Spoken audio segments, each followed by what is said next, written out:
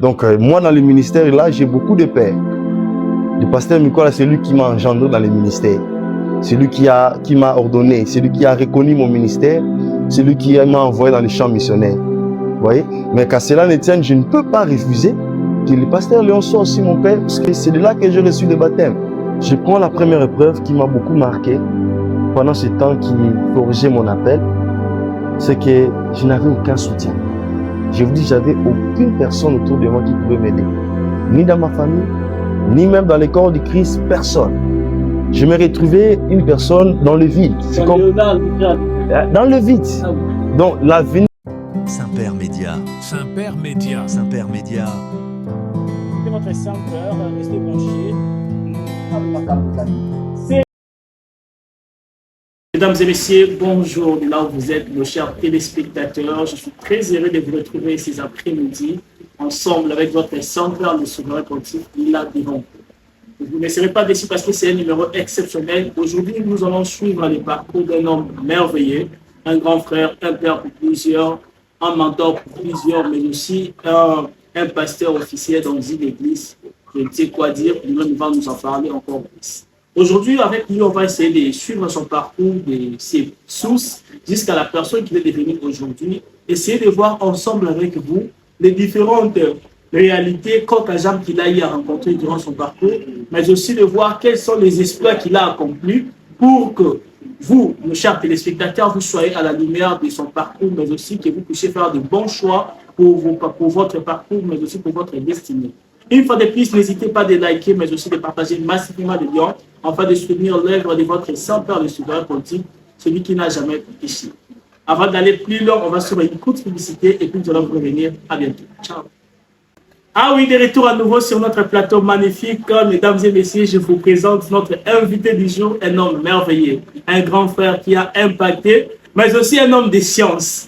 Donc, un homme qui a impacté dans le domaine scientifique comme pas possible, précisément dans le domaine mathématique. C'est là nos informations. Mesdames et messieurs, ensemble avec moi, on va découvrir la personne de Pasteur Léonard. Pasteur, bonjour. Bonjour.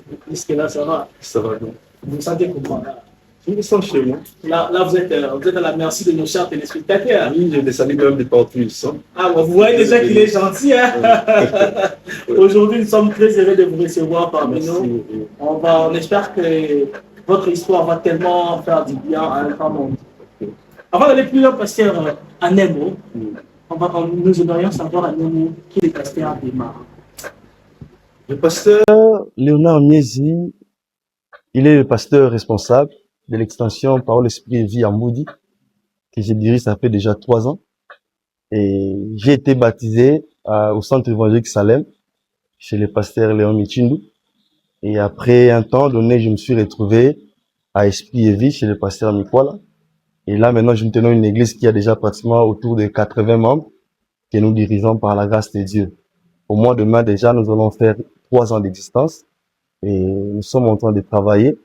Et la mission particulière que nous avons reçue de Dieu, c'est celle de délivrer le peuple par un message de délivrance que Dieu donne par le nom de Jésus-Christ.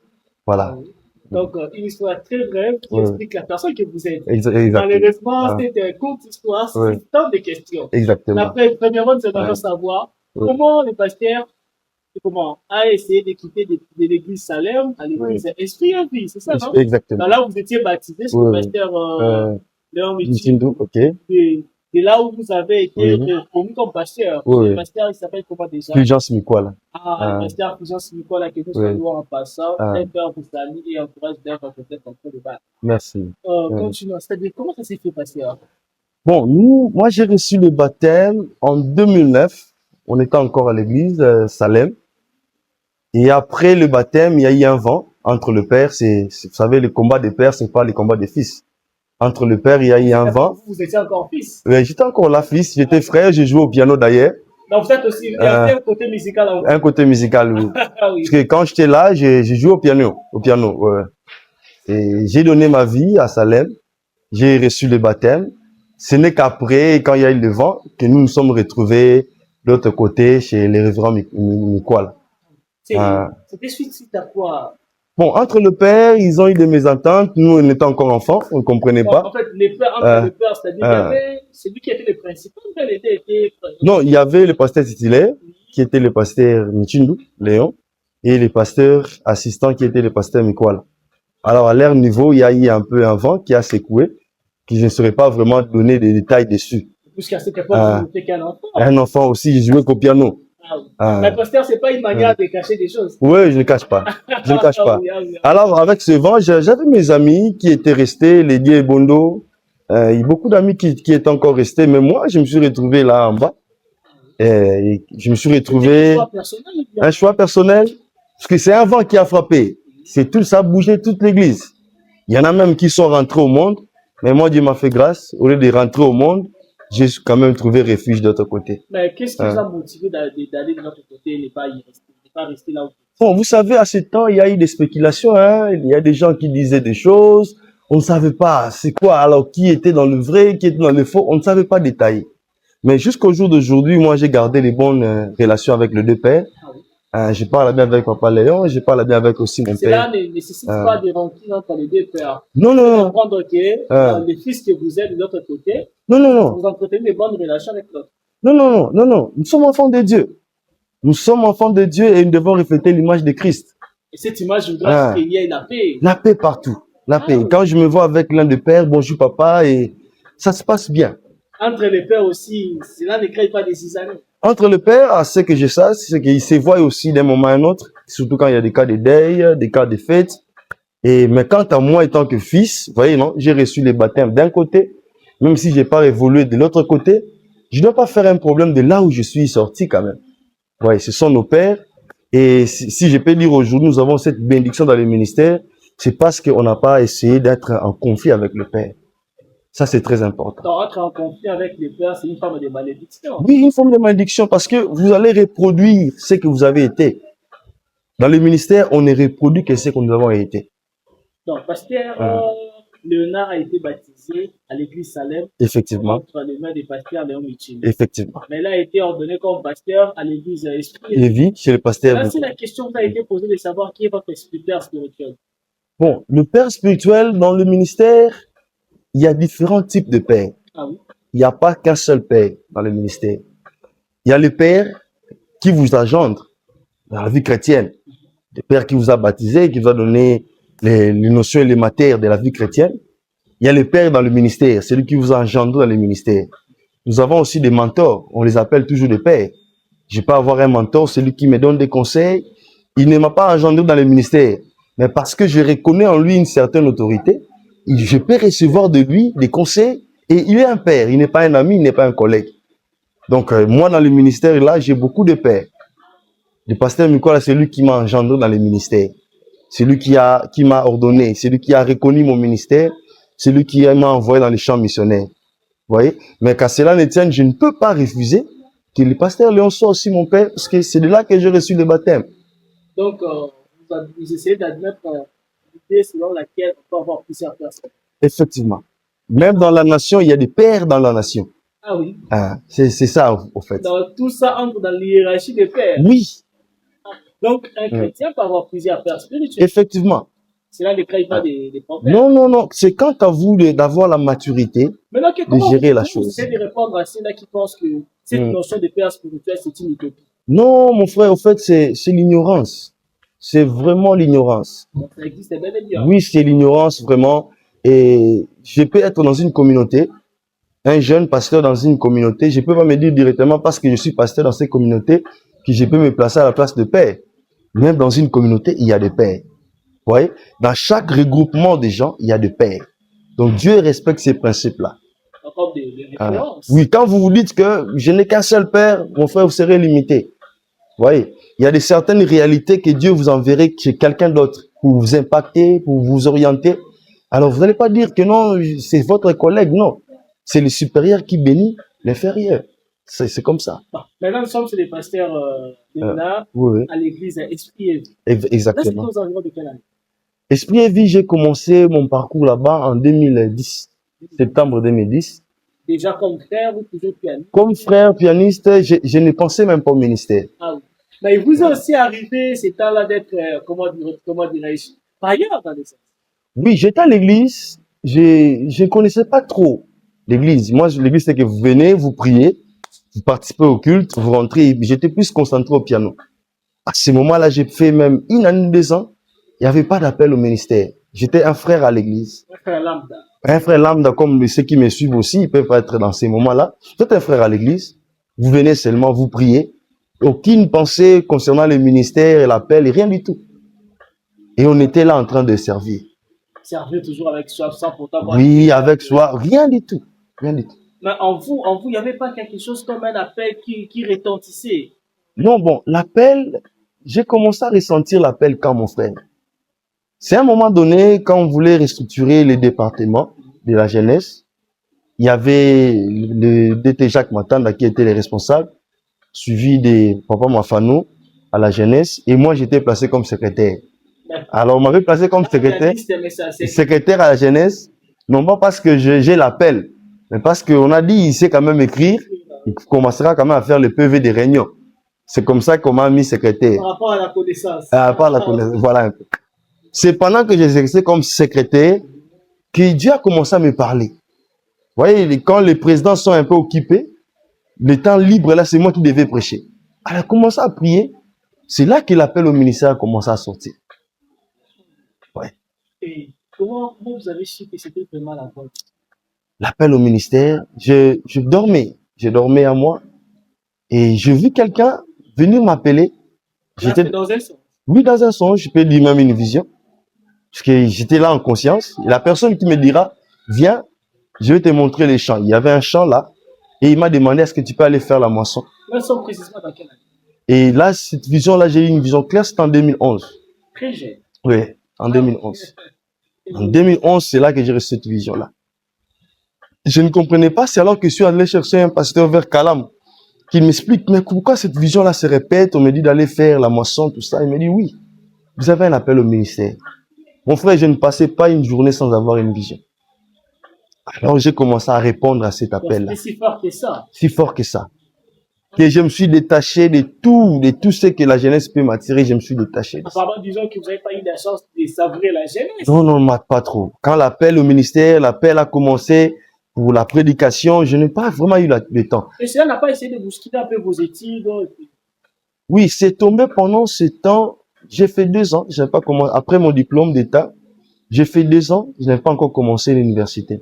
C'est pendant ces 2 ans-là. Vous voyez? Moi, je pleurais. Je disais, j'ai raté même le vol. J'ai raté le vol. Ouais, j'ai tenté pour une bourse d'études du Maroc. Et dans cette liste-là, on était au nombre de 12. 10 sont partis, on n'était qu'à 2. Nous avons raté. Suite à quoi? L'appel toujours. Moi, je ne sais pas, moi, je voulais à ce que je puisse voyager pour le Maroc, pour les études. J'avais les passeports, j'avais acheté même les valises, tout était préparé. Et c'était la dernière semaine pour y aller. Et mon frère, laisse-moi te dire, on était là devant l'ambassade du Maroc, vers Sosimat. On voyait les amis partir. Et nous, on était restés. Imaginez, j'étais avec maman. Tristesse. Et moi, je voulais un peu fuir cet appel. Moi, je voulais m'organiser, être un ingénieur. Un ingénieur polytechnicien évoluant. C'est ça, c'était mes pensées. C'était une passion.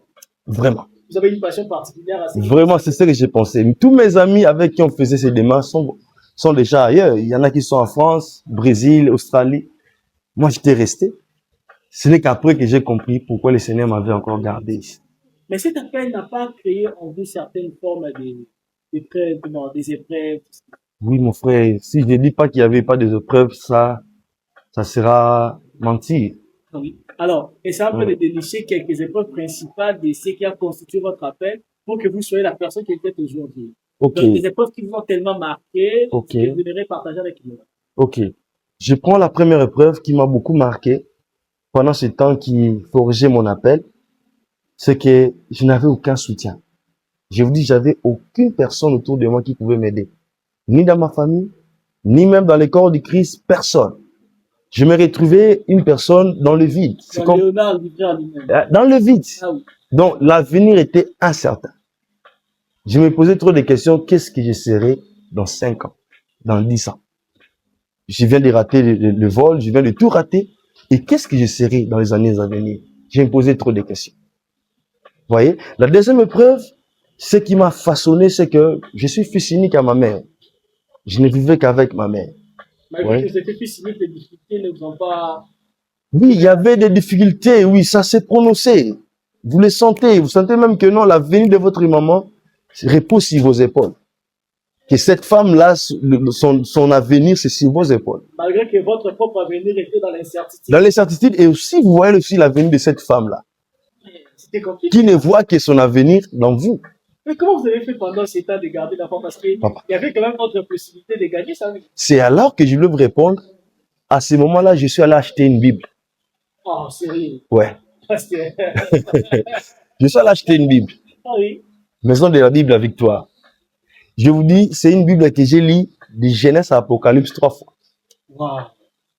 Dès que j'ai fini, je retourne encore. Donc, si je vous donnais ces livres, C'était quoi la l'idée? Bible, C'était quoi l'idée après avoir traversé tous ces moments difficiles? Bon, pas après avoir, mais Ouais. après de traverser tous ces Oui. moments difficiles, hein, vous prenez la décision d'aller acheter une Bible. C'était quoi l'idée? j'étais maintenant en train de chercher des vérités dans la Bible. Est-ce qu'il y a des vérités qui cadrent avec ma vie?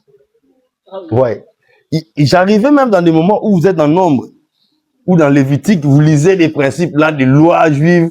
Je ne comprends rien, mais je suis en train de lire seulement. Je lis seulement. Ah oui. Les habillements des sacrificateurs, j'étais en train de lire. Mais gloire à Dieu, il y a des références quand je lisais dans Isaïe, dans Psaume. Cela a changé ma vie, mon frère. Cela faisait quoi? Vous Oui, les lumières, je vous malgré dis, l'incertitude quand même, mais... les révélations que nous recevons de Dieu par les Écritures, mon frère, frayent des chemins. Ça nous façonne. Ce sont des révélations que j'ai reçues, que Dieu m'a éclairé sur ces révélations. Mon frère, je me dis, non, non, non. J'ai commencé à avoir la foi que demain, ça ne sera pas ce que je vois maintenant. Et partant de ces révélations, j'ai commencé à comprendre ce à quoi Dieu m'attendait. Et tout ce temps-là, je lisais la Bible, mais à l'église, je n'ai pas encore prêché. J'ai compris que j'ai l'appel d'un prédicateur, mais à l'église, je n'ai pas encore prêché. Là, vous étiez toujours derrière votre clavier. Hein. Je jouais sur mon clavier. Ce n'est qu'une nuit, je dormais, je priais, Dieu me dit, c'est maintenant que je vais exposer ton ministère. Comment? Dieu me dit, tu vas te lever le matin. Tu vas partir au culte matinal. Ce n'est pas toi qui es prévu à prêcher, mais c'est toi que j'ai programmé pour prêcher ces jours-là. C'est si clair que ça. Si clair que ça. Ils avaient déjà un programme qu'ils faisaient. J'ai pris ma Bible, je viens au culte matinal, je m'installe. Ils étaient en train de modérer les frères à l'époque. Moi, j'étais assis derrière. Je n'ai pas compris l'événement qui s'est passé à ce moment-là. Le frère qui était à la modération, il prend le courage pour dire que c'est lui qui va nous prêcher aujourd'hui. C'est bien aimé le frère d'Emma, Niès Léonard, c'est lui qui va nous prêcher. J'étais à ce moment-là en train de confirmer ce que Dieu m'avait dit la nuit. Et lui-même ne sait pas pourquoi il m'avait appelé ces jours-là. Après l'événement, après la prédication, la question n'a pas été... Quand j'ai prêché ces jours-là, les mamans qui étaient à l'église, tout le monde était bousculé, spirituellement, si je peux le dire. Pour la première fois... Pour la première fois, une telle prédication... C'était inattendu. Inattendu. L'écho est arrivé auprès du pasteur, il me reprogramme encore pour les cultes suivants du matinal. Je viens prêcher. Il dit non, non, non, tu dois encore prêcher le vendredi soir. Et les parcours comment? Je prêche le vendredi soir, il me dit non, non, tu dois prêcher le dimanche. Wow. Je prêche le dimanche, on me donne maintenant un séminaire. Et c'est ça le début de mon parcours. Début d'un parcours. Oui, c'était un peu ça. Oui, c'était un peu malgré ces débuts qui semblent être éblouissants, Ah. l'incertitude, en disant pas l'incertitude, mais les complications en termes financiers. Les complications étaient là. Les complications étaient là, mon frère. Ça ne crée pas une forme de démotivation. Il y avait. Mais comment vous avez été vivant? Les révélations. Moi, je dirais à quelqu'un, lorsque vous traversez des moments difficiles dans le ministère, les problèmes que vous rencontrez, les réponses se trouvent dans la parole de Dieu. Ce sont des révélations qui nous poussent à aller un peu plus loin. Au mes programmes de prêcher le dimanche, je n'avais pas une veste. Je prends un ami plutôt, Tembo, qui m'accompagne à Gambela. On cherche même la veste parmi la friperie. J'imagine à cette époque. Oui, imaginez. Si tu te demandes, est-ce que c'est moi qui ai porté la veste ou bien c'est la veste qui m'a porté? Vous voyez un peu ça. Ah oui. Tu prêches, tu pars à gauche, la veste part à droite. Quand tu viens à droite, et tout le monde s'est moqué de vous indirectement. En fait, disons, qu'est-ce que vous ressentez là quand vous essayez de penser à cette personne, des demandes d'autres? Je me dis que Dieu est un Dieu de parcours. Ah, ouais. Il y a vraiment une transformation de la personne. Oui, c'est ce que j'aimerais dire. Ah, oui. Ce qui était compliqué avant, Dieu a facilité aujourd'hui. Wow. Ah, Vraiment, ça mérite vraiment, c'est ça. des applaudissements là. Vraiment, mon frère. Alors là, c'était juste la première étape. Oui. On peut continuer. Oui, en continuant, c'est que vous commencez à prêcher, vous croyez comme si tout sera bien. Moi, je dis toujours les ministères comme le fleuve Congo. Les ministères comme le fleuve Congo, pourquoi? Parce que il n'est pas navigable partout. Vous voyez? S'il est navigable vers Kisangani, lorsque vous arrivez au Poul Malebo ici, ça sera plus navigable. Il y a des tronçons. Et c'est ça le ministère. Il y a si à un moment vous sentez que c'est navigable, que tout va bien. Non, dites-vous que la prochaine étape qui vous rencontre, c'est l'endroit qui ne sera pas navigable. Vous commencez à prêcher, vous croyez que tout est bien. Directement, vous commencez à voir l'opposition. Car l'opposition, les gens commencent à vous contredire, vous passez prêcher, vous allez voir quelqu'un passer après votre prédication, contredire un peu certains points. Vous voyez, il y a des gens qui disent, ah non, il connaît pas trop, c'est un débutant. Vous voyez, à l'Aksakanini, comme les Kinois disent, toutes ces choses-là, on a commencé à rencontrer. C'était vraiment un choc. On pouvait se dire, est-ce qu'on doit encore continuer avec tout ce que les gens disent? Est-ce qu'il faut encore continuer à prêcher? On a continué quand même. Ah oui. J'aimerais poursuivre après cette courte publicité, mesdames et messieurs. Je vous propose cette vidéo de l'église tout dirige le pasteur Léonard Miezi qui est présent là. Et après, quand nous allons revenir, prière de suivre cet homme merveilleux qui est en train de bâtir une œuvre très, très, très félicitante. Mesdames et messieurs, nous revenons rapidement. Mesdames et messieurs, nous sommes de retour. Votre Saint-Père est là. Je sais que je vous ai trop manqué. Je suis là, celui qui n'a jamais péché. Vous avez suivi le pasteur Léonard à Nèvres. Vous avez vu comment il est en train de prêcher. Vous avez vu l'église. Même vous allez constater avec moi que cette œuvre mérite des félicitations et d'encouragement.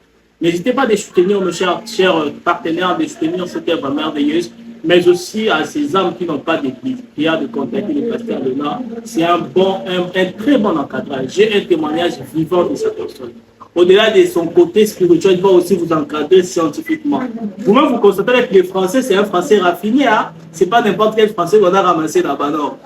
On va continuer, on va voir le pasteur Léonard face à l'opposition pendant le début de son ministère. Comment il a fait pour surmonter tout cela. Ensemble avec les 100 pères, je vous invite à poursuivre cette vidéo. Pasteur Léonard, nous sommes de retour. Ok. Là, nous sommes pasteur Léonard face à l'opposition des gens. Comment vous avez fait face? Ok. L'opposition dans le ministère, c'est une attaque qui est extérieure. C'est ce qu'on appelle opposition. Parce qu'il y a les attaques intérieures, les moi, l'ego. Ça, c'est aussi un combat du ministère. Mais merci parce que nous abordons déjà ces combats sur les combats extérieurs qu'on appelle opposition. Et comme vous le demandez ici, comment ai-je fait pour affronter l'opposition, les combats extérieurs? C'est-à-dire, oui. À peine vous commencez avec à répondre à l'appel, les gens se posent à votre... Ok, c'est ça, frère. Parce que lorsque Dieu vous appelle, vous commencez à faire les choses selon que Dieu vous demande de les faire.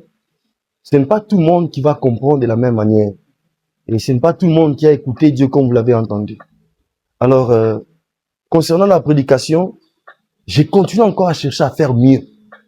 Lorsque je viens, je ressens une opposition par rapport à un message qui est prêché, par rapport à une exhortation, une prédication.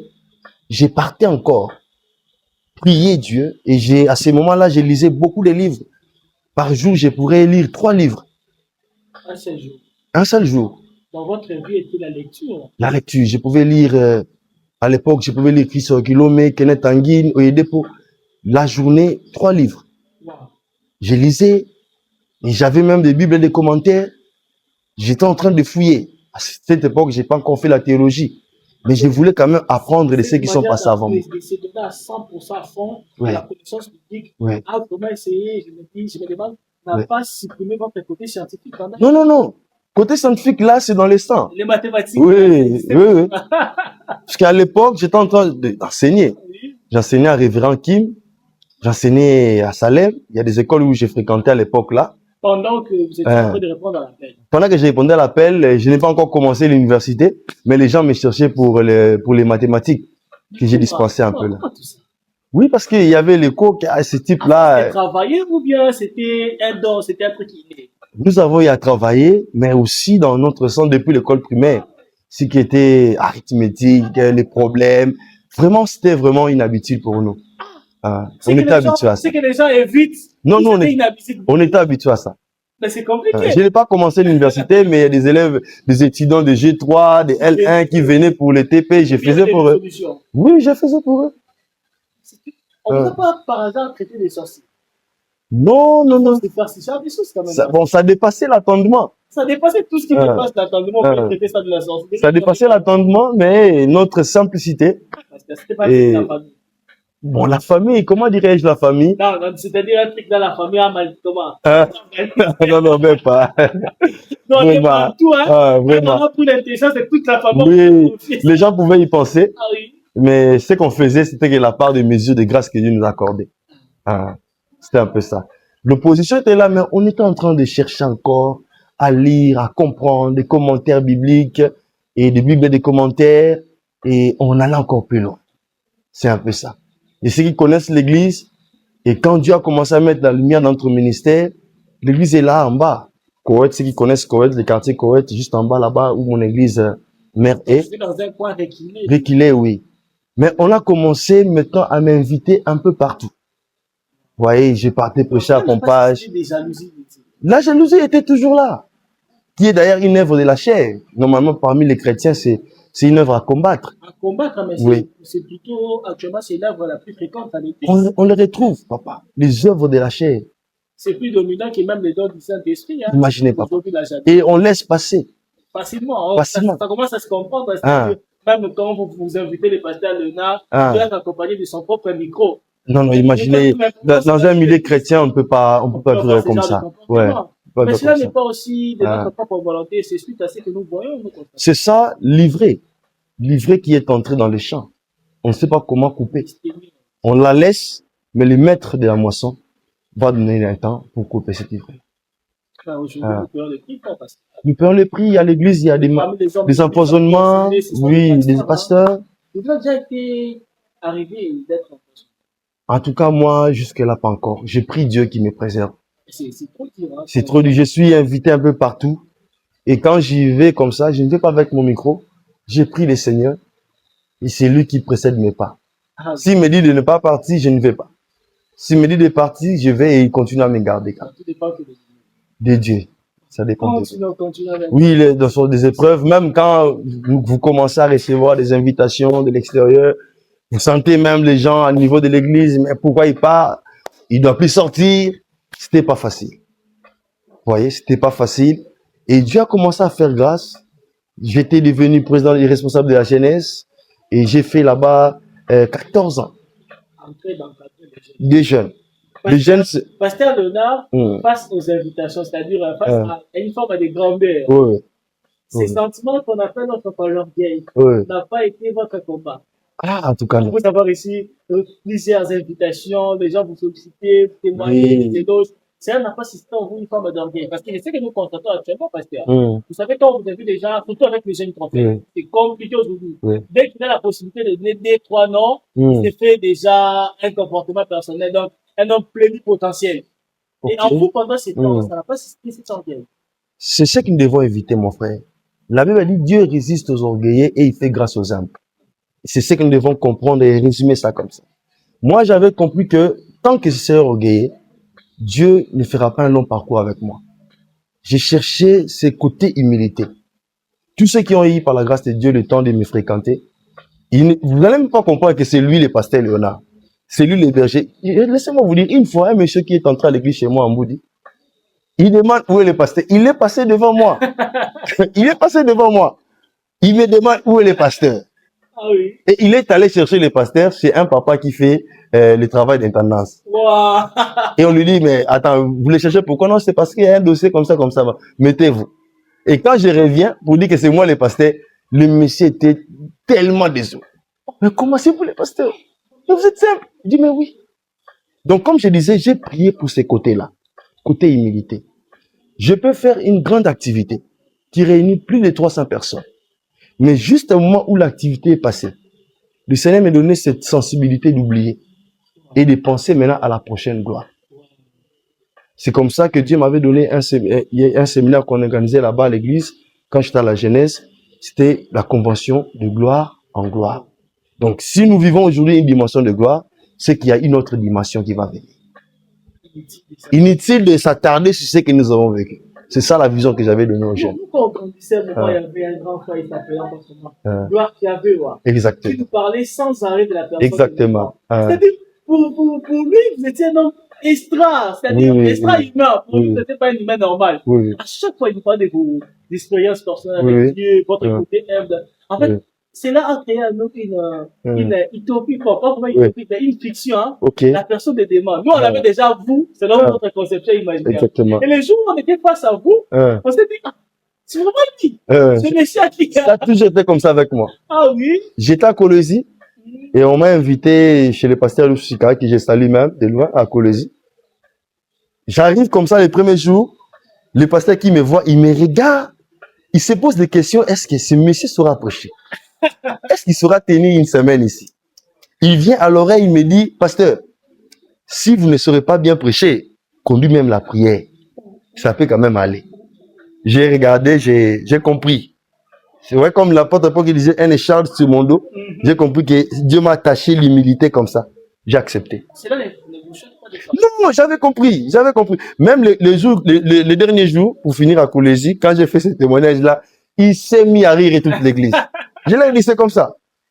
Alors, quand je me suis mis seulement à prêcher, il était debout du début jusqu'à la fin. Wow.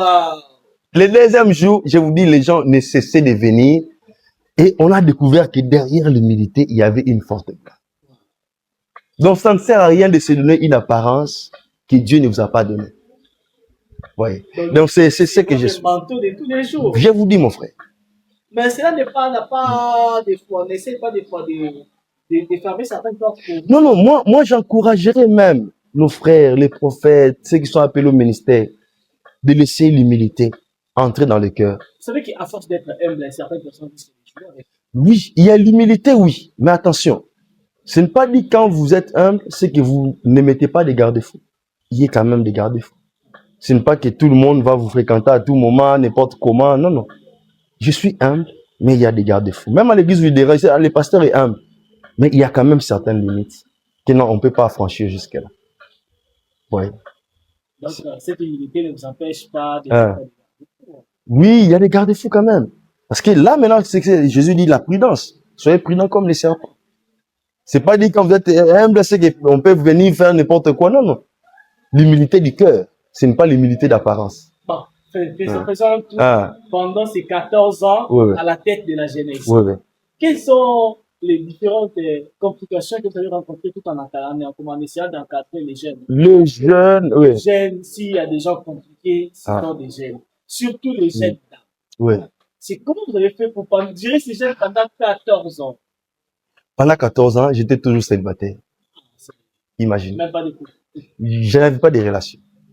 Donc, vous allez voir certaines sœurs venir en train de penser aussi que peut-être que les bergers pourraient aussi me demander la main au mariage. Vous voyez. Et pendant ce temps, les jeunes sont instables. Vous voyez, les jeunes sont instables.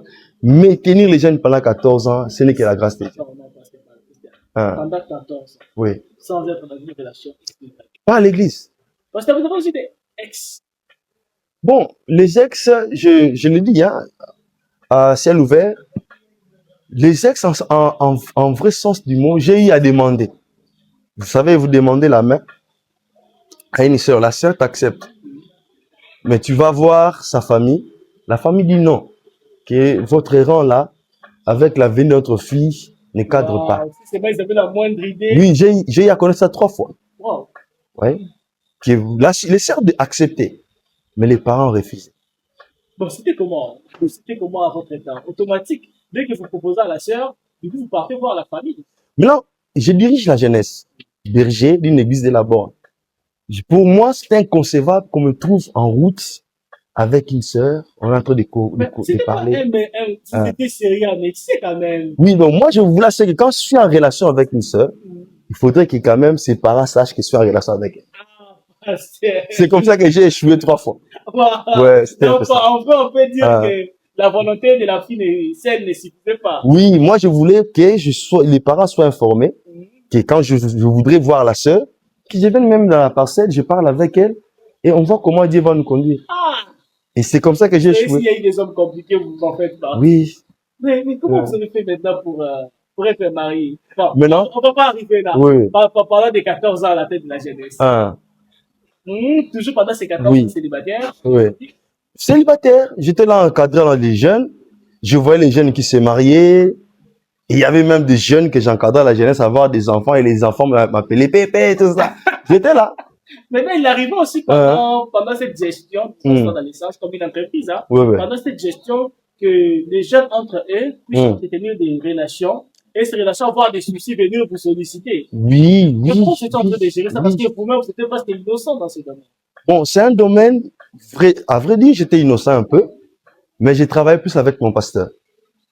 Les dossiers que je sentais un peu trop sensibles, j'ai ramené auprès du pasteur. Mais ce que je pouvais gérer à mon niveau, j'ai donné des conseils. Il arrivait que vous puissiez gérer des dossiers de couple. Oui, oui, il m'arrivait, mais sur des bases seulement qui sont bibliques, mais pas sur plus les bases intimes, non.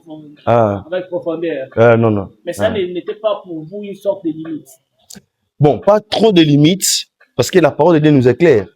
Je me basais toujours sur ce que disent les Écritures. Ce que les Écritures disent, c'est plus l'expérience de quelqu'un. On ne peut pas conseiller les couples chrétiens sur base de nos expériences. Non, non. Il faut aller sur base des expériences de la parole de Dieu. Qu'est-ce que la parole de Dieu nous dit? Et qu'est-ce qu'on peut dire au couple? Voilà ce qui m'a aidé pendant tous ces temps à garder les jeunes encore dans mon leadership. Puisque nous en parlons, pasteur, qu'est-ce que vous pensez avec cette nouvelle génération où une fille avec déjà l'âge de 13 à 14 ans cherche à voir quelqu'un, tonton, avec ce genre de relations, cette génération, pasteur, je pense que c'est dangereux. Très dangereux. Moi, j'étais face à une fille de 15 ans, elle m'a dit que dans ma vie, je vais plus jamais me mettre en couple. Oui. On suppose quoi? Qu'elle s'est déjà mis à plusieurs reprises, n'a rien donné, et puis elle s'est décidée à l'âge de 15 ans déjà. Mais pasteur, quel est votre attendement là-dessus? Y a-t-il un âge précis? Pasteur, là maintenant, bien-aimé frère Saint-Pierre, l'encadrement. L'encadrement au niveau de la famille et l'encadrement au niveau de l'église. Aujourd'hui, moi, je n'autoriserai pas à une jeune sœur qui a moins de 18 ans de se mettre en relation. Mais il y a aussi des relations, les amis, vous voyez, des fréquentations qui influencent les choix de nos jeunes sœurs. Aujourd'hui, vous allez voir une sœur à 12 ans, comme vous avez dit, à 13 ans, commencer une relation. Partons aussi de ce que nous regardons dans les télévisions. Vous voyez, ce qu'on appelle l'éducation diffuse, ce que l'enfant reçoit en dehors du cadre familial et en dehors même de son église. C'est ce qui pousse, les influences. Elle peut voir son ami qui a une relation, lui acheter un téléphone, elle aussi veut faire ça. Vous voyez, et surtout que moi je demanderai aux parents de faire vraiment un encadrement solide envers ces sœurs-là. Parce qu'à un certain âge, elle va aussi, elle se sent maintenant comme femme. Hein? Avec un désir de vouloir aussi vivre cette féminité. Et moi aussi, je dois aussi être à la mode, sinon je serai démodé. Or, ce n'est pas ça. Il y a un moment propice, il y a un moment favorable. Il y a un moment où Dieu va dire, maintenant, voilà, ces moments si tu peux t'engager. Mais moi, j'ai béni Dieu pendant que j'étais à la jeunesse. J'ai vu des sœurs passer tous ces temps-là. Jusqu'à 20 ans, maintenant, tu vois, à 20 ans, il va te présenter un proposant.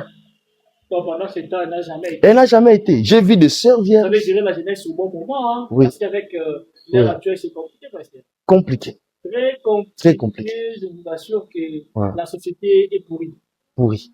Avec la nouvelle génération, c'est vraiment compliqué. Moi, je me dis, les gens qui aspirent à devenir des pasteurs, c'est un temps. Voilà. Dans l'ancien temps, c'était juste un truc de miracle, évangile simple.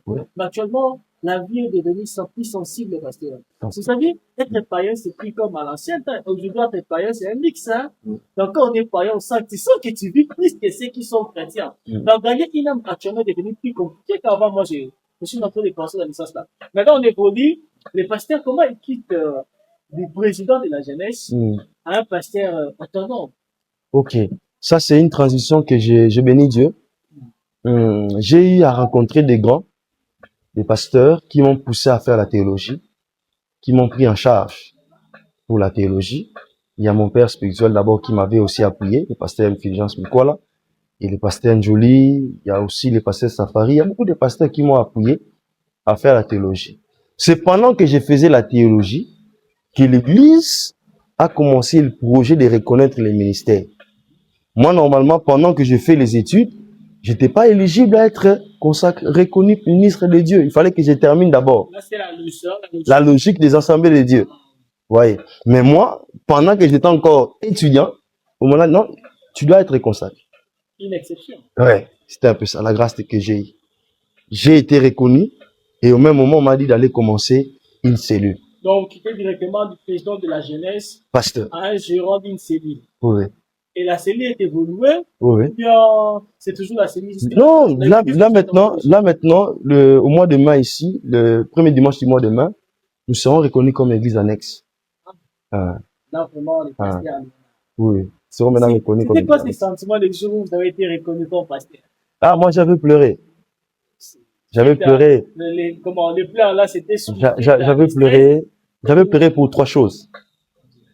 La première des choses, c'est que la semaine même que je me préparais pour être reconnu ministre de Dieu, le pasteur Rocha, mon ami, je le salue même de loin, il connaît. C'est cette semaine même que le monde des ténèbres a élevé un combat, je vous dis, comme pas possible.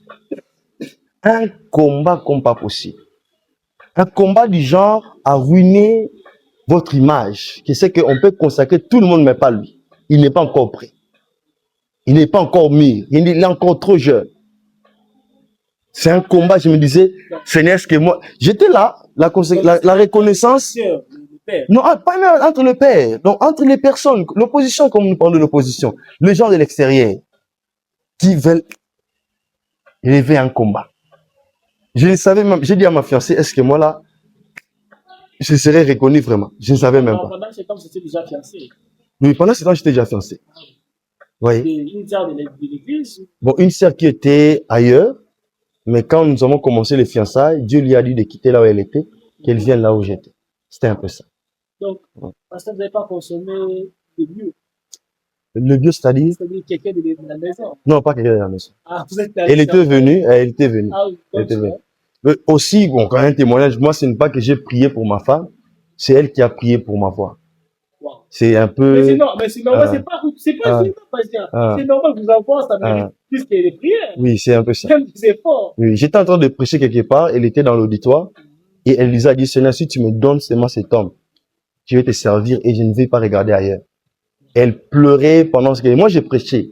Je faisais les services, elle pleurait. C'est tout ce qu'elle demandait à Dieu. Et Dieu a organisé les choses. On s'est rencontrés, bon, pas par hasard, on s'est rencontrés et tout est parti. Et il me l'a dit après une année. Ouais. C'est compliqué. Oui, c'est un peu ça. Elle donne une réponse, il y a pas de... Vraiment. Mais moi aussi, je rends grâce à Dieu. Et il est aussi une réponse à mes prières. D'accord. On est venu avec un combat. Ouais. Donc, ce sont des combats que j'ai rencontrés. Deuxième combat, c'est que je me disais, est-ce que je saurais gérer ce peuple tout au long de ma vie, jusqu'à la fin de mes jours?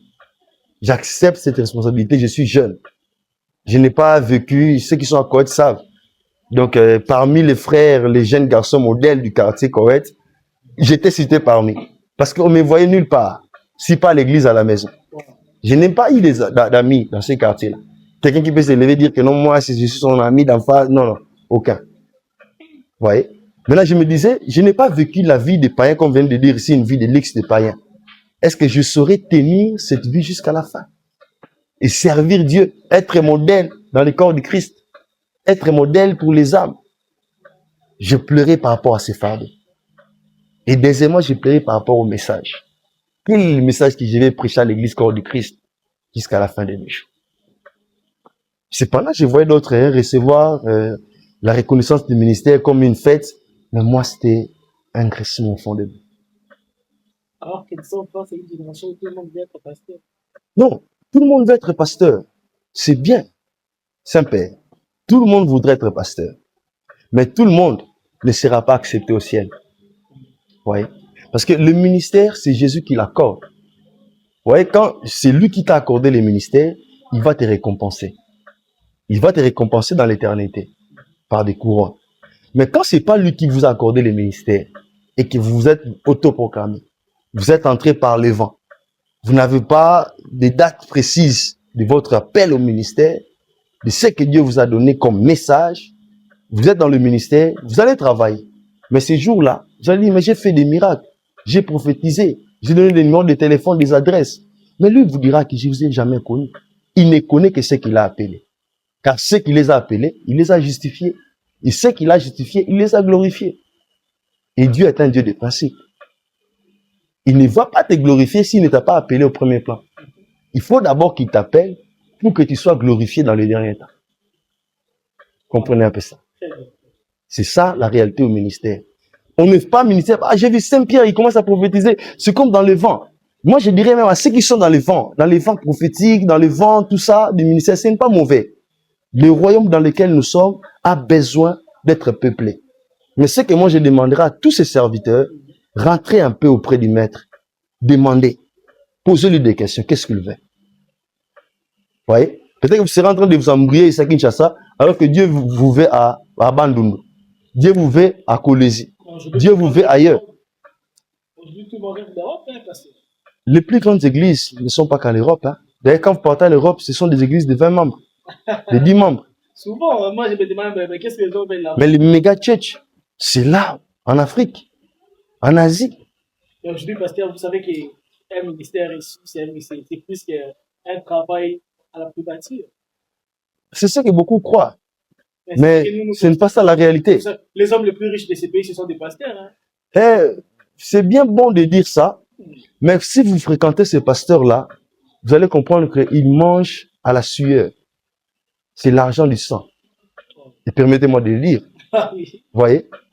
Il y a des pasteurs qui ont vendu leur parcelle pour avancer l'œuvre de Dieu. Hein? Il y en a qui ont arrêté le travail. Il était payé à la SNEL, il était payé à la Régie des eaux. Il arrête pour rester fixé au ministère. Ça, ce sont des vrais appelés. Mais lorsque vous voulez venir au ministère pour avoir l'argent comme celui qui reçoit la SNEL, c'est que vous n'avez pas reçu l'appel.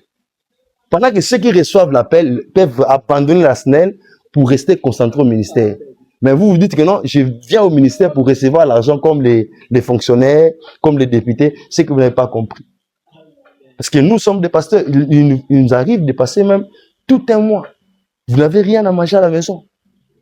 Mais vous continuez à prêcher, vous êtes devant l'église, vous bénissez l'église. Mais la réalité, oui, mais la réalité que vous traversez avec votre femme à la maison reste cachée. Mais les gens qui vous voient bien vêtus, hey, il a l'argent, il est béni. Parfois, vous allez faire 10 ans au ministère, c'est à peine que vous voyez quelqu'un venir vous offrir un véhicule. Mais les gens qui vont voir avec ces véhicules, le ministère, ils se foutent. Hein? Mais c'est après combien d'années? 10 ans que Dieu a permis que vous soyez béni. Ouais. Après 20 ans, quelqu'un vient vous construire une maison. Et on voit, il n'y a pas pasteur. Ministère, ça va, il faut un ministère. Oh, ils ne savent pas par qui Dieu est passé. Ouais. Donc, on n'entre pas au ministère parce qu'on le veut. Mais c'est parce que Jésus veut vous établir. Là, mes chers téléspectateurs, vous avez suivi de près l'histoire de cet homme merveilleux, c'est parce que donc ça mérite d'être appelé histoire. Vous sentez que l'histoire basée des éléments concrets, et puis j'ose croire que cela va tellement aider plusieurs des gens qui nous suivent un peu partout à se construire et à savoir de faire de bons choix. En suivant cette histoire, moi personnellement, je me suis dit, c'est comme un enseignement. Il n'était pas seulement en train de parler de son histoire, mais il était en train d'enseigner comment s'est passé chaque étape auquel il a fait face.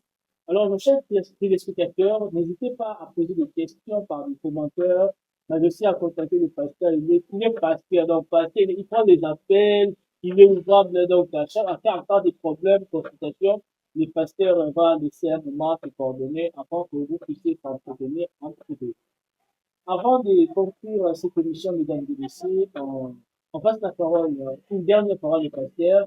Il va livrer un court message à la jeunesse, surtout à cette génération presque perdue, pendant 6 minutes, et puis ça nous passer quelques salutations à cette personne qui sont chères à son égard. Pasteur, je vous livre à la merci de mes chers. Merci beaucoup, chers spectateurs. J'aimerais m'adresser plus à ceux qui sont appelés au ministère, ceux qui sont jeunes, ceux qui ont un parcours à faire avec le Seigneur. Ne précipitez pas les choses. Laissez Dieu vous conduire dans chaque saison qu'il veut établir dans votre vie. Parce que le ministère est fait des saisons. À chaque saison, vous aurez des leçons à prendre avec Dieu et une histoire à noter dans les annales de la vie. Alors, continuez à avancer avec Dieu, mais ne vous fabriquez pas. Ne vous établissez pas vous-même. Cherchez à ce que Dieu vous confirme à quoi il vous a appelé. Ça, c'est très important. Avec l'appel qui est précis de lui-même, le Seigneur, vous aurez à faire des choses qui vont demeurer pour l'éternité. Et dans cette génération perdue, vous allez voir, il y a les faux partout. Mais moi, je prie Dieu que vous qui me suivez, que vous soyez comptés parmi les vrais. Ceux qui craignent Dieu, ceux qui marchent dans la sanctification, dans la crainte de Dieu. Ceux qui veulent servir Dieu dans la piété.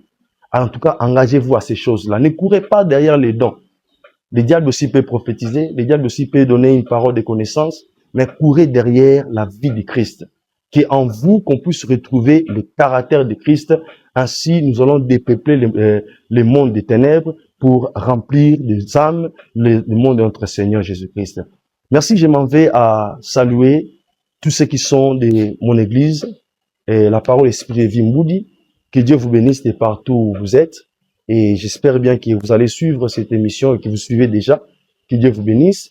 Je salue aussi ma très chère épouse, Maman Ketia Miezi. De là où tu es, que Dieu te bénisse. Notre amour durera éternellement. C'est ce que nous sommes en train de dire. Que Dieu te bénisse là où tu es. J'ai béni aussi tous mes fils qui me suivent, ceux qui sont à Luanda, Gloire Kiavewa, ceux qui sont à l'étranger, de partout, Emmanuel, partout où vous me suivez. Que Dieu vous bénisse et que cette émission soit vraiment un point d'édification pour vous. Et abonnez-vous toujours à cette chaîne et partagez aussi les liens. Que Dieu vous bénisse. Soyez bénis. Merci. Ah, notre sœur, Madame Niesi, hein? Oui, C'est exactement. Ketia Niesi. Oui, exactement. Ah, madame, nous vous saluons de là où vous êtes la femme la plus chanceuse, saluons-nous. Si j'étais la femme, ma prière sera la même que celle que la vôtre. C'est la fin de ce numéro, mesdames et messieurs. Merci de nous rester fidèles, merci de nous avoir suivis. Une fois de plus, nous allons vous revenir dans un bref délai, avec une émission magnifique intitulée Les Savoirs pour tous. Nous allons recevoir un nutritionniste qui va nous parler des différentes réalités de la nutrition en République démocratique du Congo. Nous poursuivons notre mission de vous former et de vous informer. Mesdames et messieurs, c'est la fin de ce numéro. Restez bien chers. Ciao.